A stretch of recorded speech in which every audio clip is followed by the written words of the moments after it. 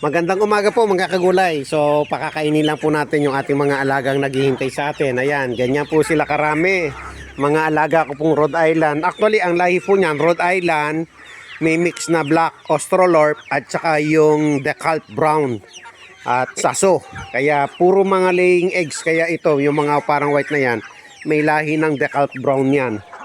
No? Tapos Saso, pure na Saso na ang lahi niyan nag F1 kasi binili ko yan at tapos yung mga Rhode Island Black Australorp, kaya ganyan po.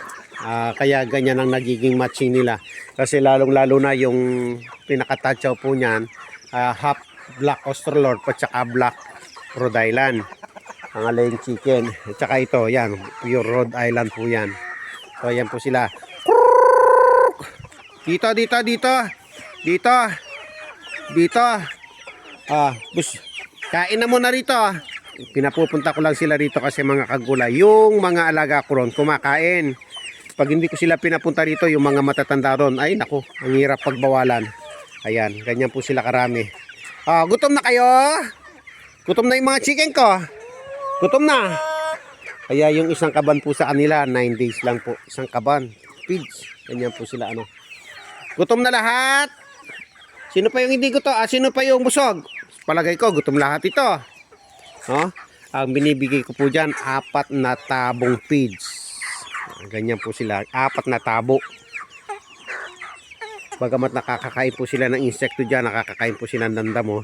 Pero marami pa rin po yung ating ibinibigay sa kanila. No? So, sandali lang pakakainin ko na kayo. No? So asan pa yung iba? Tingnan nyo po si Lily. Binigyan ko ng food doon, hindi naman kinain. Basta ito gusto cat food hindi naman pwede sa akin yon. Hindi pwedeng pakakainin mo yung alaga mo puro cat food, hindi pwede. Kailangan, ayun po yung pagkain niya yung nasa hindi po niya kinakain. Ayan po, ang dami. So kaya ko nililiban po yung mga chicken natin kasi kumakain po yung mga alaga po natin doon. Ayaw po nating maistorbo, yan, pumapasok na po sila. Kainin mo na yung food mo ron, Lily. Lily, kainin mo na yung food mo. Ayun food mo May food ka ron Yun, iiyak-iyak ka pa. Ayan, food mo, food. Yan, food. Ay, naku, Lily.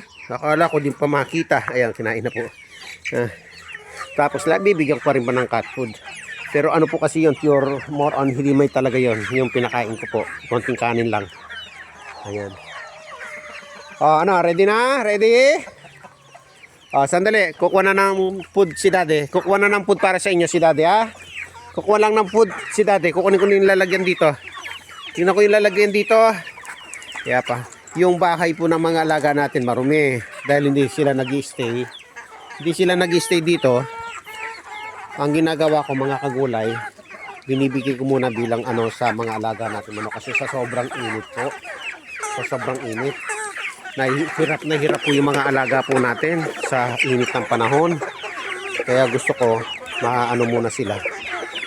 Kaya kahit mainit. Sandali. Kukuha ko ng food. Kuha ko ng food ninyo. Sandali, kuha ko ng food ninyo. Ang dami po nila Baka may ayan. Tingnan nyo naman karami. Tapos meron pa mga dito mga ilan-ilan Ayan po.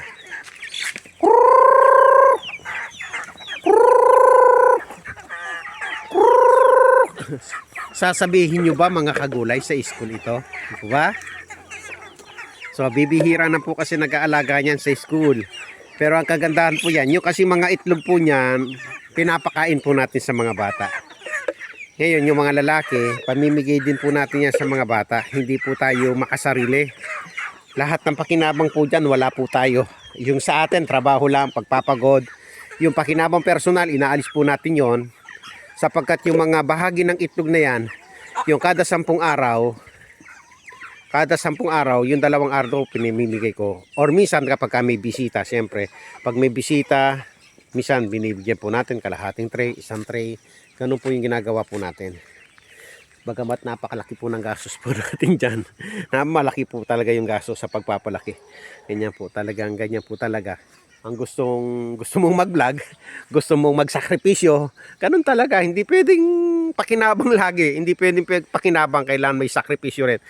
Diyan muna kayo at kukuha lang ako ng food Okay, salamat mga chicken. Kukuha lang na ako ng food. Na po mga kagulay.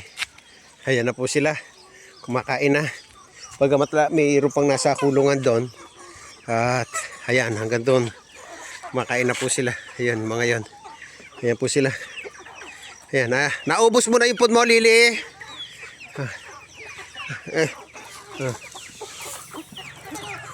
Ayan po sila. Tapos lalagyan po natin ng mga inumin yan. Lahat. Ganyan po.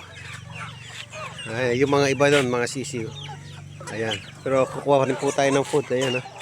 Ito yung mga malalaking ito, mga kagulay. 60 plus po ito 60 plus. Tapos yung mga maliliit, 40 plus. Tapos mga may 20 pa tayong mga inahin. Ayan. Ganyan po sila karami. Ayan. Wala po ako ng food pa.